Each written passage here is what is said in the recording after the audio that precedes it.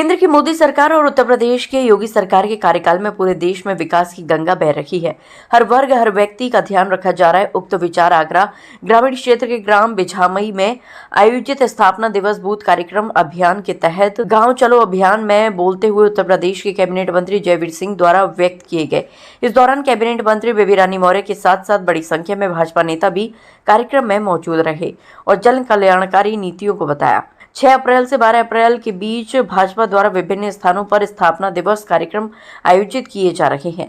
इसी के साथ साथ बूथ सम्मेलन और गांव चलो अभियान भी चलाया जा रहा है। इसी क्रम में आगरा ग्रामीण क्षेत्र के ग्राम बिछामई में कार्यक्रम का आयोजन किया गया। इस दौरान कैबिनेट मंत्री जयवीर सिंह भदौरिया ने कहा कि उत्तर प्रदेश की योगी सरकार के 8 वर्ष और केंद्र की मोदी सरकार के 11 वर्ष में देश में विकास की गंगा बह रही है। गाँव-गाँव जाकर लोगों को कल्याणकारी योजनाओं की जानकारी दी जा रही है और उनका सीधा लाभ लोगों को दिलवाया जा रहा है। अभी तक उत्तर प्रदेश बीमारू राज्य की श्रेणी में आता था, परंतु योगी सरकार के 8 वर्ष में विकास के चलते उत्तर प्रदेश का नाम देश के अच्छे राज्यों में आ रहा है। रामजीलाल सुमन द्वारा राणा सांगा पर की गई टिप्पणी के मामले में मंत्री ने बताया, विदेशी आक्रांताओं का महिमा मंडन करने वालों को देश की जनता कभी माफ नहीं करेगी। उन्होंने कहा कि हमारा हर कार्यकर्ता गांव-गांव जाकर लोगों के बीच पहुंच रहा है, जबकि अन्य पार्टियां सिर्फ चुनाव के समय ही आम जनता का ख्याल करती है। इस दौरान कैबिनेट मंत्री बेबी रानी मौर्य, जिला पंचायत अध्यक्ष डॉक्टर मंजू भदौरिया, ठाकुर हरिंद्र सिंह, यशपाल राणा, भोला प्रधान बिछामई, प्रकाश राजपूत, पूर्व विधायक कालीचरण सुमन, मुकंदी लाल कुशवाहा, हरिओम, राजेश कुशवाहा समेत बड़ी संख्या में लोग मौजूद रहे। अकेला राजनीतिक नहीं, हर गरीब के दरवाजे तक विकास की किरणें पहुंचाने का प्रयास कर रही है। 11 साल में आदरणीय मोदी के नेतृत्व में और 8 साल में आदरणीय योगी के नेतृत्व में दोनों सरकारों ने लोक कल्याण जन कल्याण की योजनाओं को वास्तविक उनके हकदारों के दरवाजे तक दस्तक देने का काम कराया है। विकास को परम वैभव और प्रदेश और देश को ऊंचाइयों पर ले जाने का प्रयास किया है।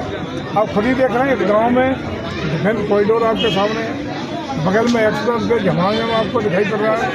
आज प्रदेश जो एक बीमारू प्रदेश कहा जाता था, हिंदुस्तान का ग्रोथ इंजन बनता हुआ दिखाई पड़ रहा है। जो देश पिछड़ा देश कहा जाता था, आज विश्व लेवल पर उसकी धमाक, उसकी साख बनी है और विकासशील भारत के विकसित भारत बनता हुआ नजर आ रहा है। ये सब भारतीय जनता पार्टी की सरकारों की देन है और इन कार्यक्रमों को, नीतियों को, किए गए कार्यक्रमों को जन जन तक पहुंचाना हम सब कार्यकर्ताओं का दायित्व है। जनता समझ रही, कोई चुनाव आ गए, नेता जगह जगह घूमते रहते हैं, यही तो अंतर है।